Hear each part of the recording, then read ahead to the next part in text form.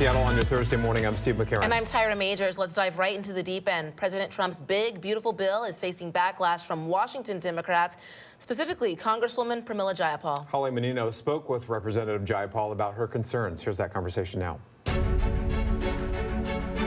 In our Connect to Congress series, joining me now is Representative Pramila Jayapal. She represents Washington's 7th District.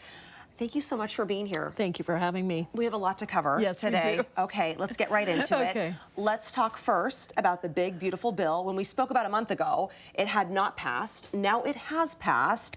What are your thoughts on the bill? Concerns? Yes, well, I call it the big bad betrayal bill because it really betrays working class people and poor people. It is worse as passed than what it was a month ago when it passed out of the House. I think there were a lot of people that thought the Senate would make it better. It made it worse. And the reality is now we have 17 million Americans who are going to get kicked off of their health care.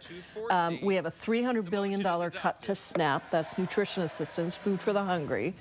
And a whole host of other provisions that essentially give massive tax breaks to the wealthiest billionaires and millionaires and essentially raise costs for working people.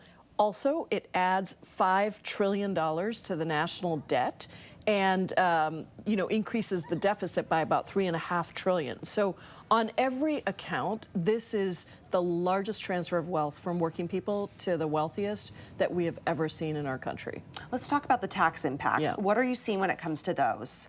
Well, the bill, just taking Washington, the top 1% would get a $320,000 tax break. The bottom 20% would get maybe a $200 tax break in 2026. It's temporary for the low-income folks and permanent for the wealthiest, but that amount is going to be offset by the incredible increase in costs on health care. In Washington state, we have about 2 million Washingtonians who are on Medicaid. It's called Apple Health here in Washington state, but that's Medicaid. And about 328,000 Washingtonians are going to lose their health insurance. On top of that, it is a federal cut to the state budget of between $31 billion and $51 billion over the next 10 years. So that's about $3 billion a year that we are not going to get from the feds to pay for Medicaid for the most vulnerable. Rural hospitals, nursing homes are all projected to close. Many of those, the majority of the rural hospitals that are going to close are projected to close in districts where the representatives voted for the bill. So this is a disastrous bill. On SNAP, the additional work requirements on the nutrition assistance program are estimated to kick off about 130,000 Washingtonians off of nutrition assistance. And you know that that is food for the hungry, and we are seeing these lines around food banks continue to go up. This is not the time to kick people off of nutrition assistance. People are hurting.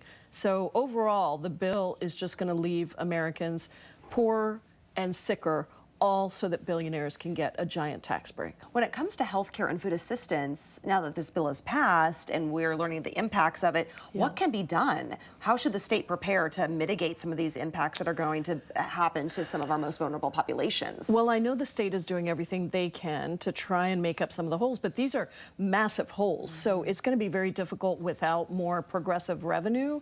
And I think that in the immediate term, what we need to do is make sure people understand what is in this bill, how it's going to affect them. And we need to take back the House next year. I mean, all of these Republicans who voted for this bill are going to have hung around their neck the rural hospital closures, the nursing home closures, the constituents who are losing health care. Because in all of these districts, red districts, there are so many people who are going to suffer as a result of this bill.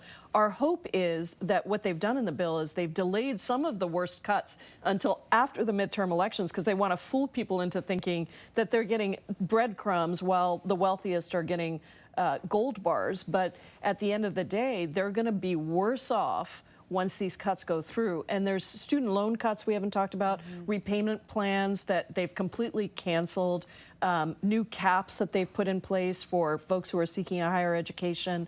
They're supercharging ICE, putting enormous amounts of money, $41 billion into ICE detention alone so that ICE agents can continue their work of, masked men disappearing and deporting immigrants. And there's a lot in this bill, but none of it is good for America. So Holly and Representative Jayapal talked about some of the key points of the One Big Beautiful Bill Act. Here's a quick breakdown. The bill includes an extension of the 2017 Trump tax cuts that mostly benefit the wealthy, spending cuts to social programs, including Medicaid, and it now puts expanded work requirements in place for SNAP benefits or food stamps. The bill invests about $150 billion in total immigration enforcement funding, adds about $150 billion to defense spending, and phases out Biden-era clean energy policies. It also raises the federal debt limit by $5 trillion. And the Congressional Budget Office projects the deficits will rise by around $3.4 trillion over the next 10 years. Washington Republicans are supporting the passage of the spending bill. Congressman Dan Newhouse, who represents District 4, released this statement, writing in part, "At the start of this Congress, we made a commitment to reduce government spending, keep taxes low for hardworking Americans, and make reforms to federal assistance programs. This is by no means a perfect bill, but it delivers on our commitment while benefiting farmers, families, and small business owners across central Washington." And Congressman Michael Baumgartner, who represents District 5, shared this post on X after the bill passed, writing, quote, "One big, beautiful victory for America." To watch the full conversation with Congresswoman Pramila Jayapal, scan the QR code on your screen. As soon as that pops up, that will take you directly to our Connect to Congress page. There it is. The link is at KOMOnews.com. I think what I'm tired of, no matter who is in office or who is controlling whatever chamber of Congress, it's always like, whoever's has control of that chamber or that branch praises a legislation that they pass. Oh, it's great, it's wonderful, it's great, it's wonderful. The other side says, oh, it's horrible, blah, blah, blah, blah, blah. It's like, I don't know what to believe, to be honest, what the impact of this is going to be. It depends on who you talk to, of course. If you talk to a Republican, they're like, this is great, not perfect, but it's, passed some great things. And then Democrats are like, everything's awful on the bill. I completely agree with you. There's always, disagreeing opinions and thoughts there. And yeah, it's hard to know what to believe. And maybe you decide what you believe in depending on how this bill affects you personally. And I don't think we know that today. With time, this is something that just passed. So maybe we'll start to get a feel for how things are going in the next couple of months or end of the year. I don't know. Yeah, who's going to be impacted by the Medicaid cuts? Who's going to be impacted by SNAP benefits and the work requirements that have been passed? Farmers, small businesses, middle-class families, that sort of thing. And the impact we'll see is probably going to come over the next couple months.